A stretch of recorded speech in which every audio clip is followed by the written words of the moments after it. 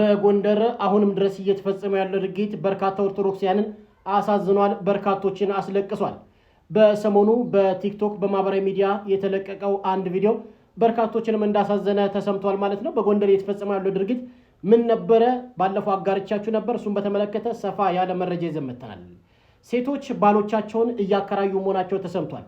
በጣም በርካቶችን ያስገረመ ያሳቀም መረጃ ነው። እሱን የማጋራችሁ ይሆናል። በሌላ መረጃችን ስናቀና ውድ የተከበራችሁ ተመልካቾቻችን ጋዜጠኛ ሶፎንያስን ያጋለጠው ወጣት ማለት ነው በአዳማ እጅግ ተቸግሬያለሁ፣ ዛቻ እየደረሰብኝ ነው፣ እባካችሁ ጥበቃ ያስፈልገኛል ሲል ተሰምቷል። በርካቶችም ከሶፎንያስ ይልቅ ሶፎንያስን ወዳጋለጠው ልጅ ዞሯል ማለት ነው። እናንተ ምን ትላላችሁ? በርካታ መረጃዎች ወጥቷል። እሱም ማጋራችሁ ይሆናል ማለት ነው። ውድ የተከበራችሁ ተመልካቾቻችን ይሄን ብቻ አይደለም፣ እጅግ ሰፋ ያሉ በርካታ ወቅታዊ መረጃዎችን ይዤላችሁ መጥቻለሁ። ይህንን ቪዲዮ ላይክ በማድረግ ጀምሩ። ሰብስክራይብ ያደርጋችሁ ተመልካቾቼ ሰብስክራይብ በማድረግ እስከ ፕሮግራማችን ፍጻሜ ድረስ አብሬያችሁ ቆይታ የማደርገው ሚኮ ነኝ። አብራችሁን ቆዩልኝ። ወደ መጀመሪያው መረጃችን ስናቀና በስውሯ ማርያም እየተደረጉ ያሉ ምስክሮች በርካቶችን እያስገረሙ ይገኛሉ። በርካቶች ወደ ስውሯ ማርያም እያቀኑ እየዳኑ እየተፈወሱ ምስክርነት እየሰጡ ይገኛሉ። እኛም በዩቲዩብ ቻናላችን የምናጋራ ይሆናል።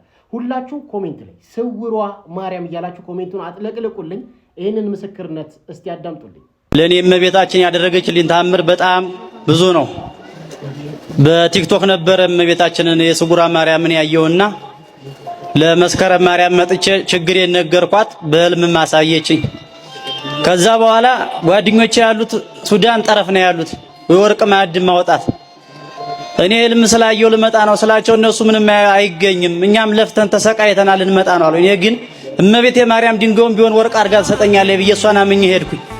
ሁለት ቀን እንደሰራው እመቤቴ ማርያም ገለጸችልኝ። ልብላችሁ አመስግኑልኝ እስኪ።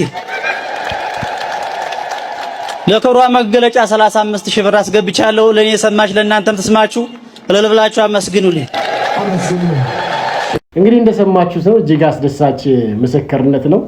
እንግዲህ ወርቅ የሚሰሩ ወደ ጠረፍ አካባቢ የሚገኙ ጓደኞቹን ጠይቁ ስራ ለመስራት የጠየቀው ወንድማችን አትምጣ እኛም ቸግሮናል ችግር ውስጥ ያለነው ወደ ቀያችን ልንመጣ ነው አሉት። አይ ብሎ ስውሯ ማርያም እመቤቴ ታውቃለች ብሎ ወደዛ ሄደ።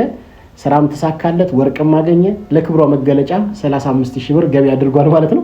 በጣም ነው የምትገረሙት። በጣም በርካታ ምስክርነቶች አሉ። ይሄን ዛሬ ያሰምቻችኋለሁ። ሁላችሁም ወደ ስውሯ ማርያም መሄድ ትችላላችሁ። ሶሻል ሚዲያው ነው ወደ አጥለቀለቀው ቪዲዮ ነው የምንሸጋገረው። እኔንም ወደ አስገረመኝ ራሴንም እንድጠይቅ ወደ አደረገኝ የአንዲት እናት ንግግር ነው ሄደው። በተለይ ወጣቶች ይሄን ቪዲዮ በጥንቃቄ አዳምጡ። ነገ ስትሸመግሉ፣ ነገ እርጅና ሲመጣ እንዳትቆጩ። ይሄንን ቪዲዮ ይሄንን ምክር አዳምጡ። መልስበታል። እድሜው ስንት ነው? 69 ዓመትን እንዴት ይገልጹታል? ሽምግልናና እርጅና አንድ አይደለም። እርጅና ኤክስፓየር ማድረግ ነው። ሽምግልና ግን በእውቀትም በማስተዋልም ማደግ። ተዝረከረከ ሽምግልና መሆን የለበትም። ያርጅና ነው። ወደ ሽምግልና ስትመጣ ግን አዋቂ መሆን አለብህ። መምከር መቻል አለብህ። መቆጣት መቻል አለብህ። ቁጣህ በፍቅር መገለጽ አለበት። እስካሁን ሲኖሩ ያደረጉት ቁም ነገር ትልቁ ነገር ምንድን ነው? በትምህርቴ ሰክሰስፉል ነኝ። ማስተር ሰርቻለሁ። ልጆች ወልጃለሁ። የ37 ዓመት ትዳር ነበረኝ። ልጆች 3 ልጆች፣ 2 ሴት 1 ወንድ። ሶስቱም ትምህርታቸውን ጨርሰዋል። ሁለቱን ድር ያለው ልጅ አይቻለሁ። አንዷ ገና ባል እየጠበቅን ነው። በወጣትነት ዘመኑ ውድ ዋጋ ያስከፈሉት ስህተት ነበር። ምን ነው በዛን ጊዜ አሁን የማውቀውን ያህል እግዚአብሔርን ባውቀው እሱ ነው።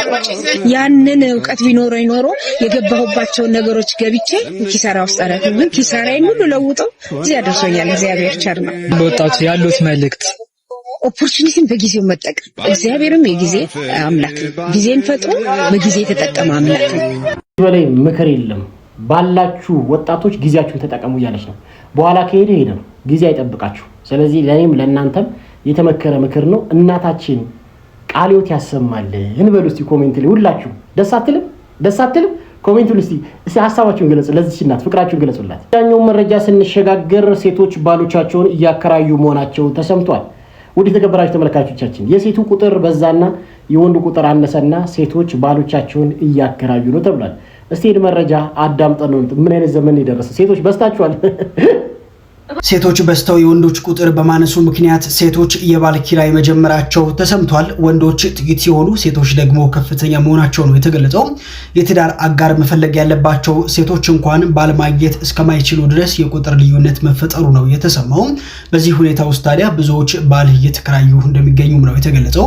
ዘኒውዮርክ ፖስት ባወጣው ዘገባ መሰረት ታዲያ በላቲቪያ ውስጥ የሴቶች ቁጥር ከወንዶች በ15.5 በመቶ እንደሚበልጥ የገለጸ ሲሆን በዛ ሀገር ውስጥ ታዲያ የሚያስገርመው አንድ ወንድ ልጅ ከ10 እስከ 12 ሴቶችን የጋብቻ ጥያቄዎችን እንደሚያቀርቡለት ነው የተገለጸው። እናንተስ በዚህ ጉዳይ ምን ትላላችሁ? ሐሳባችሁን አጋሩኝ። አንድ ለ12 ነው እንግዲህ አንድ ወንድ 12 ሴት የጋብቻ ጥያቄ እያቀረበ ነው ተብሏል። እንግዲህ ሴቶችም ባሎቻቸውን እያከራዩ ናቸው ተብሏል። እንግዲህ የሴቶች ቁጥር በአለማችን ላይ እጅግ ላቅ ያለ ነው። የወንዶች ቁጥር እጅግ አንሷል። ግማሹ የአእምሮ ህመምተኛ ነው፣ ግማሹ ታሳሪ ነው፣ ግማሹ በጣም ግብረ ሰዶም ነው፣ ግማሹ በጣም ችግሮች አሉበትና የወንዱ ቁጥር በጣም እየዋዠቀ ነው ተብሏል። ሴቶችም 1 ለ12 በላቲቪያ በምትባል ሀገር ላይ 1 ለ12 ትዳር እየተመሰረተ ነው ተብሏል። ቤተሰቦች ምን ትላላችሁ? እጃ ስንሸጋገር አሁን በሶሻል ሚዲያ ማለትም በቲክቶክ የሚለቀቁ ቪዲዮዎች ትውልድን ገዳይ ናቸው ተባለ። መንግስትም ፖሊስም አንዳንድን ሰዎች ማሰር ጀምሯል። እስቲ ደግሞ አሁን ደግሞ በጣም እጅግ የሚዘገነን ነገር በላይቭ ላይ እየተፈጸመ ነው የሚገኘው። ሴትነት ወርዶ ዘቅጦ እያየን ነው። ወንዶችም ሴትን ማክበር ትተዋል። ሰውም እንደዚህ አይነት ነገር ነው የሚመለከተው። እንደዚህ አይነት ነገር ደግሞ ለህግ መቅረብ አለባቸው ብዬ ከማስብ ሰው አንዱ ነኝ። ምክንያቱም ጤናማ ቤተሰብ ስላሳደገኝ፣ ስርዓት ያለው ቤተሰብ ስላሳደገኝ ማለት ነው። ይሄን ቪዲዮ አዳምጣችሁ ታማት እስቲ በእናትህ ሳብ እስቲ በጊፍት እየባረካችኋቸው ጊፍት ስጧቸው እስቲ። እነዚህ ወጣቶች ናቸው፣ ታዳጊ ናቸው። ይበቃል፣ በቃ ይበቃል፣ በቃ ተው፣ እንደዚህ ይበቃል። ከዚህ በኋላ ደጉላው ነኝ። ሁላችሁም ይሄንን ቪዲዮ ሼር፣ ኮፒ ሊንክ፣ ሪፖስት እያደረጋችሁ በተለይም ደግሞ ለፌደራል ፖሊስ ሼር እና ኮሜንት ሴክሽን ላይ ፌደራል ፖሊስ ከሰሞኑ የጀመረው ዘመቻ አጠናክሮ እንዲቀጥል ጠይቋቸው። እንግዲህ ሁላችንም ይሄንን ልጅ እናውቃለን። በዚሁ በሶሻል ሚዲያ የተለያዩ ህፃናት ሴቶችን እያመጣ እያባለገ ግብረ ገብነት የጎደለው ጸያፍ የግብረ ስጋ ግንኙነት የመሰሉ ድርጊቶችን እየፈጸመ በዚሁ በሶሻል ሚዲያ ይለቃል። ከዚህም ባሻገር ደግሞ አንዳንድ ከሰሞኑ እየወጡ ባሉት መረጃዎች ከሆነ እነዚህን ህፃናቶችን እንዲህ የሚያባልጋቸው የራቁት ቪዲዮና የመሳሰሉ ነገሮች እየያዘባቸው እንደሆነም እየተነገረ ይገኛል።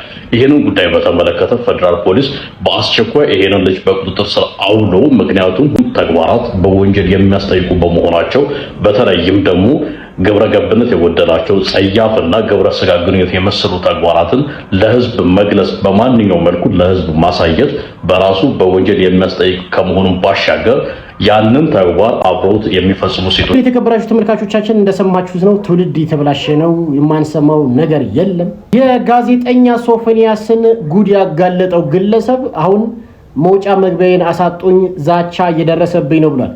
በርካታ ሰዎችም ወደ ጋዜጠኛው ሳይሆን ወደ አጋለጠው ልጅም ጣታቸውን ቀስረዋል ማለት ነው። በአሁኑ ሰዓት የተመሳሳይ ጾታ ፍቅር ከምታስቡት በላይ እየተበራከተ መምጣቱ በርካቶችን ያሳስባል።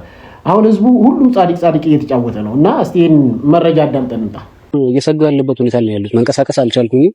ዛቻዎች ደርሰውብኛል። በስልክ የተደወለም በቴክስትም የተደረገ ዛቻዎች ደርሰውብኛል። ሰው እኔ የምለው ጥበቃ ቢደረግልኝ ደስ ይለኛል። ጥበቃ ምን የተለየ ስፔሻል ነገር እያወራሁ አይደለም፣ ግን ቢያንስ የሆነ ነገር ማንም በነገር ላይ በዚህ አጋጣሚ ያልነገርኩ ነገር በጣም ብዙ በሶሻል ሚዲያ ዙሪያ የሚሰሩ በጋዜጠኝነት ስራ የሚሰሩ ደውለው በግልጽ አማርኛ የነገሩኝ ልነግር እችላለሁ። ማለት መረጃ አለን፣ እንደዚህ አይነት ነገሮች አለን፣ ግን ደፍረን ማውጣት ፈርተን ነው ሊያልሙ ይላሉ እና ማንም አይጋፈጠውን ነገር እንግዲህ እንዳሰማችሁት ነው። እንግዲህ ይህ የሶፎንያስን ጉድ አዳማ ጠርቶ ያጋለጠውና የደበደበው ግለሰብ በአሁኑ ሰዓት ዛቻና ማስፈራሪያ እየደረሰኝ ነው ብሏል። በጣም በሚገርም ሁኔታ በርካታ ሰዎችም ጣታቸውን እየቀሰሩ ያሉት ከጋዜጠኛው ይልቅ ወደ አጋለጠው ልጅ ነው። እንዴት የተገናኘ የታወቀው እንዴት ልታወሩ ቻላችሁ? እንደዚህ አይነት ብልግና ቃላትስ እንዴት መጣል? የሚሉ በርካታ ጥያቄዎችን እየጠየቁት ይገኛሉ ማለት ነው። በርካቶች ደግሞ ውጣና እናገኛለን፣ ለምን እንደበደብከው መምከር ትችል ነበረም የሚል ሰው አለ። ከዛም ባሻገር ደግሞ በጣም በሚገርም ሁኔታ ደግሞ ይዘው ለፖሊስ ለምን አልሰጠው ነበር። መጨረሻ ላይ ደግሞ ቪዲዮ ላይ እኔ እናንተ አልጨረስንም ያለው ድምጽ አለ። እሱን እንዴት ነው ከዚህ በፊት በጣም ብዙ ነገር ትታወቃላችሁ፣ ብዙ ነገር አውርታላችሁ፣ እኔ ልቅደም ነው ቀድመው ቪዲዮ የለቀቀው እንጂ አንተም የዛ ችግር አባል ነህ፣ የዛ ችግር ተጠቂ ነህ የሚል በርካታ ሀሳቦችን እያነሱ ይገኛሉ። እናንተ ከየቱ ናችሁ? በጣም ግርማችሁ ሁኔታ ጋዜጠኛ ሶፎንያስን ያጋለጠው ልጅ ዩቲዩብ ቻናል ከዚህ በፊት ዩቲዩብ የሚሰራበት ዩቲዩብ ቻናሉ በጣም ነው የሚዘገንን። አብዛኛውን ጊዜ የሚያወራው በጣም የሚዘገንን ወሬ ነው። ስለ ጾታዊ ግንኙነት ነው የሚያወራውና በጣም ያሳዝናል። እስኪ ቪዲዮ አዳምጣችሁት ነው። ይሄ ሶፎንያስ የሚባለውን ጋዜጠኛ ያጋለጠው ልጅ እኔ ራሴ ዩቲዩብ የራሱ ኦሪጂናል ዩቲዩብ ላይ ነው ያለሁት። እንዴት ያለው ቪዲዮዎች እንደሚሰራ እዩ። ይሄ ነገር እኔ የሶፎንያስ ንጽህና አልመሰክርም። እርግጥ እኔም ማውቀው የለም ስለሱ፣ ግን ደግሞ ስለዚህ ልጅ ደግሞ እንድጠራጠር ያደረገኝ አንዳንድ ነገሮች አሉ። እዩ ዩቲዩብ ላይ እንደዛ አይነት ነገሮችን ነው የሚያዘጋጀው። ይገርማችኋል። ይሄ ልጅ ወጥመድ ላይ ገብቶስ ቢሆን ሌላ ቢዝነስ እየሰሩ በሆነ መንገድ ያልተስማሙ ወይም ኢንኬዝ የሆነ ነገር ሆኖስ ቢሆን የሚል ሀሳብ ያለኝ። እርግጠኛ አይመለከተኝም፣ የነሱ ጉዳይ ነው። ግን እንደ አንዳንዴ እይታችን ሰፋ አድርገን ከመፍረዳችን በፊት ብናይ ጥሩ ነው የሚል ሀሳብ ያለኝ። እንግዲህ እንደሰማችሁት ነው። ማንን እንመን? ጋዜጠኛውን ወይስ ጋዜጠኛውን የጠራው ግለሰብ? በርካቶች ተወዛግበዋል። ጉዱ እስኪወጣ ድረስ ጋዜጠኛውም ተገኝቶ እስኪመረመር ድረስ ማንም ላይ ባንፈርድ ጥሩ ነው ብዬ አስባለሁ። በእርግጠኝነት እውነት ለመናገር ጋዜጠኛው እጅ ከፍንጅ ነው የተያዘው። ልጁም ላይ ግን በጣም በርካታ ችግሮች እንዳሉበት በርካቶች ያወራሉ። ስለዚህ ዞሮ ግን ለሁሉም ልቦና ይስጥ፣ ለሁሉም ልቦና ይስጥ። ምንም ማለት ነው። ታዋቂው አተራማሽ ዘረኛ ጎጠኛው ዮኒ ማኛ እንግዲህ ስለ ሶፎንያስ የተናገረውን አንድ አዳምጠው ነው እንጣስቲ። እኔ ጸልያለሁ ለሶፎንያስ የሮቤልን ያዳነ አምላክ ሶፎንያስን ያድነው፣ ሌሎችንም ወንድምናቶቻችን ያድንልን፣ ከዚህ ልምምድ ያውጣልን እግዚአብሔር አምላክ። በተለይ ደግሞ በጣም አድርገው እነሱን የሚጠሉ ሰዎች በነገራችን ላይ ራሳቸው ናቸው። ጌታ ምስክረኝ፣ በጣም ምክንያቱም እኔን አልነካኝም። በጣም አድርገህ እነሱን ከጠላ you're one of them። ለምን ማነካ? አንተን አልነካ፣ አንተ ጋር የደረሰብህ የለ። በጣም አድርገህ ከጠላ ራስ ውስጥ እነሱን በዛ ያለ የሚያስጠላህ ነገር የለማ። ቢካዝ የምትኖረው አሜሪካን ሀገር አብራቸው ስትሰራ አብራቸው ምን ስትሆን ምንም ያላልክ ሰውዬ እንዴት በኃይለኛው ልጠላ ቻልክ? ሃው ምን አግብቶ? ያንተ ገላ አይደለ፣ ያንተ ሁኔታ አይደለ፣ ካንተ ጋር የሚያገናኘው ነገር የለ። እንደ በጣም እጠላለሁ ካል ተደብቀ የምታደርገው አንተ ነህ። እንግዲህ እየሰማችሁ ነው። ያንተ ገላ አይደለም፣ ያንተ ሰውነት አይደለም፣ ምን አገባ የሚል አንዳንድ ሐሳብና እንጸልይላችሁ የሚል ሐሳብ ነው። እኔ ደግሞ እዚህ ላይ ማለት ማማው ነገር አለ። እግዚአብሔር ወደ ልቦናቸው ቢመለሳቸው ደስ ይለኛል። ግን ይሄን ነገር ኖርማላይዝድ እያደረግን ነው ቤተሰቦች።